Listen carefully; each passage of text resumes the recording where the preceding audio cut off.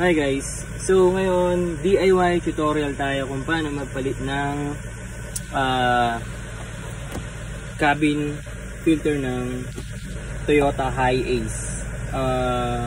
Applicable to sa I think 2008 hanggang sa mga commuter. Applicable siya kasi may mga nire-release pa ngayon yung mga decontent, yung mga commuter. Ito kasi GL Grandia to. Ang alam ko, hindi ako nagkakamali, ang release ng GL Grandia ay hanggang 2018. While ang commuter or decontent, meron pa siya nire-release hanggang ngayon. Yung decontent, yung commuter na sinasabi ko, sila yung mga walang nguso na Hiace. Ayun. So, yun, punta tayo sa DIY replacement ng cabin filter. Madali lang to. Ayun guys, so sa pagpapalit ng cabin filter ng Toyota Hiace, ayun, buksan mo lang to. Nandito yung nasa likod nito yung cabin filter niya. Open mo lang yan. Tapos ito, magkabilang dulo. Ito, tsaka ito. Ito. Diin mo lang yan pareho. For example, ito. Diin ko yan pareho, ganyan. Ito pala muna yung kaliwa. Tulak mo pa kanan. Tapos yan, luluwag na yan. As ngayon, tutulak mo naman. Ito guys, loose na to, nag-loose na. Nag-loose na yan. So ito, pangalawa gagawin mo, ididiin mo to. Ito, ididiin mo yan. Para malus na yung pareho.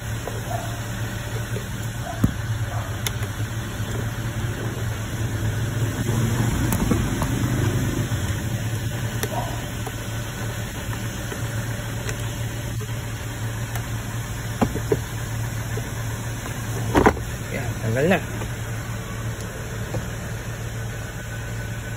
Ayun guys, so hindi ko na na-videohan yung pagtagal. Pero gano'n lang siya magtanggal ng gano'n lang ito tanggalin. Yeah. Yung glove box niya. So ayan, ito madali lang, buksan mo lang to, pindutin mo lang yan, palabas. Yan. So ito na, tanggalin mo lang to.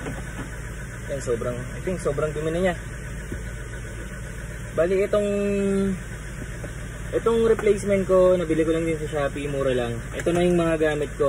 So far, wala namang problema. Yan. Pero mas preferred ko pa rin yung original. Yan. So yun, kakabit na natin. Check nyo lang lagi yung arrow up. Yan.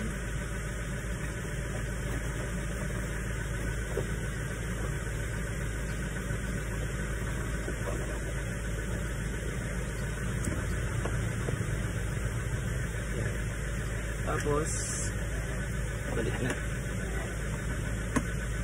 Yan. Dali lang. After nyan, kabit mo na to.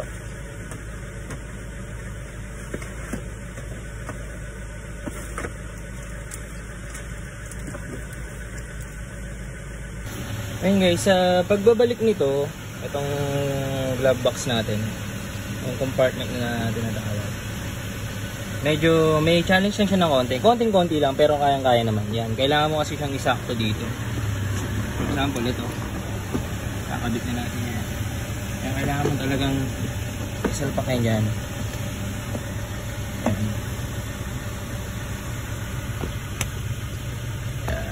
Tapos dun. So ayan, ganyan na siya. Tingnan natin kung itulak mo lang yan, tulak mo lang paangat. Tapos malalaman mong okay na siya pag ayan, ito yung sinasabi kong challenge. So hindi siya bumababa, ibig sabihin hindi nakakabit ng maayos. Ang gagawin natin, tatanggalin ulit natin. So ayan guys, okay na siya. Yan. Dali lang, di ba?